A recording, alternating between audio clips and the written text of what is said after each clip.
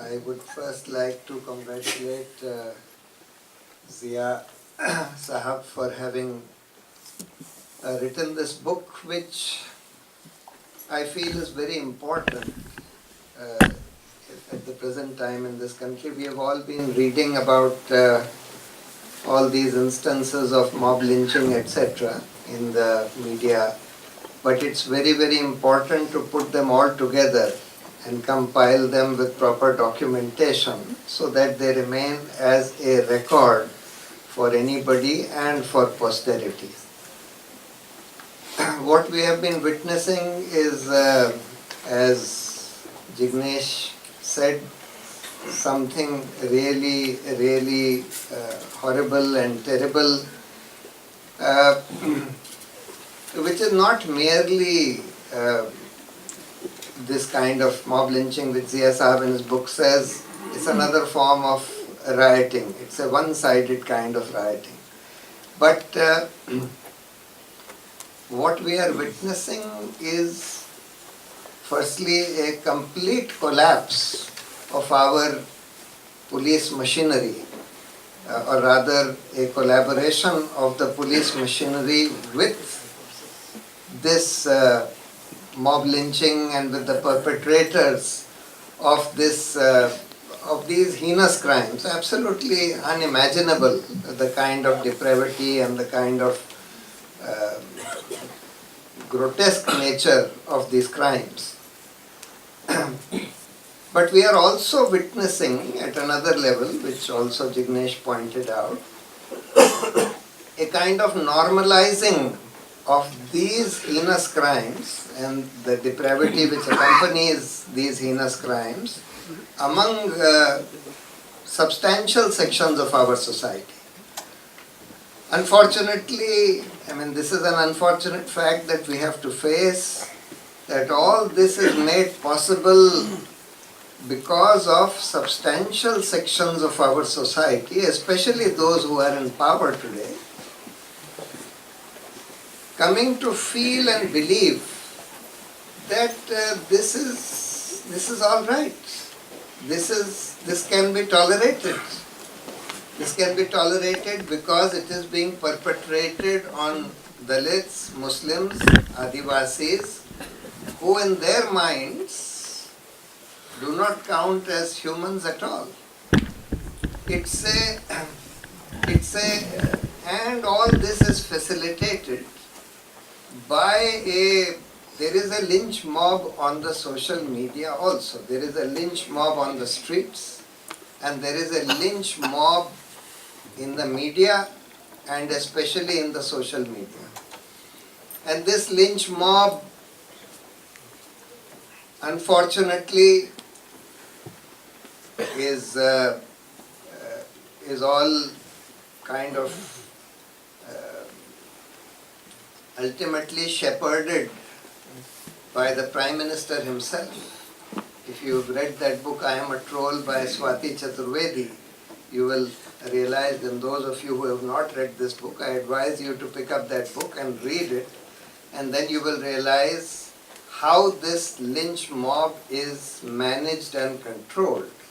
There is a BJP IT cell which has now about 2,000 people who are paid 50,000 rupees a month, whose job is to create 10, 20, 30, 50 accounts and spread firstly all kinds of hateful, fake news, false information about Muslims, about Dalits, etc. through the social media, and just spread that through WhatsApp, through Twitter, through Facebook, etc. And ultimately this whole social media lynch mob is ultimately controlled by the Prime Minister himself.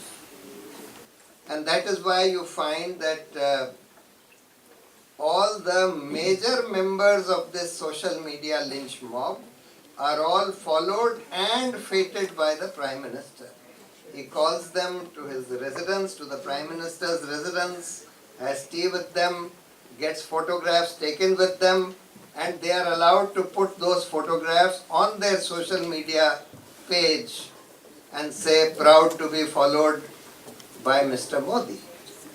So I don't think that we have ever seen a head of a government participating in this kind of absolutely heinous, vulgar, vile lynch mob on the social media, which abuses, threatens women with rape, threatens other people with murder, and absolutely vile abuses, and spreading hateful and false stories. So this is a poison that has been injected into our society, which Jignesh pointed out. And of course, I have no doubt that this government will go out in another 3 months. We will be rid of this government in another 3 months. I have absolutely no doubt of that. But the challenge would come after that. The real challenge would come after that. And the challenge would be, firstly, of course, for the alternative government which comes to run in at least a half credible manner with some kind of program, and that is why we had produced this document which called Reclaiming the Republic, which contains an agenda which is required to reclaim our republic, and in this one section deals with this issue of inclusion and justice for vulnerable populations, in which we have made several recommendations as to what needs to be done regarding this kind of these kind of things that are happening, these attacks on Dalits, Muslims and other vulnerable sections of our population. We also would have to, quite apart from making changes in law, policy and institutions to deal with this, which is what we have suggested here, but we need a massive civil society effort to somehow remove this poison that has been injected into our society.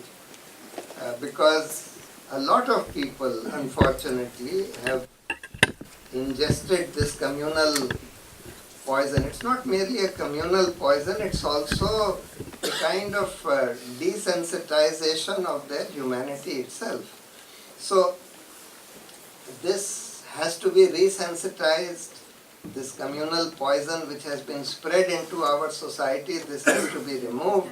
For that, a huge amount of effort would be required. We have been saying, I have been saying for a long time that we need to have our own IT cells which spread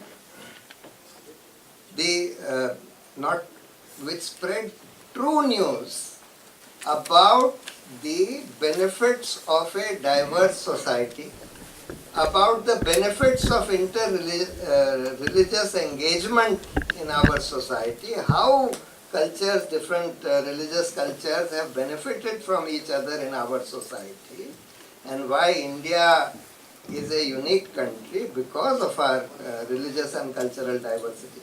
All those things would have to be done, in which civil society would have to play a major role. And I hope that that is something which can be done after we get rid of this government. I mean, should be started immediately, but I am saying that hopefully we'll be rid of this government, and hopefully all that process of reclaiming our republic and repairing our institutions, reclaiming our, getting rid of many of these draconian laws like UAPA, AFSFA, NSA, etc., all that will begin. Thank you very much.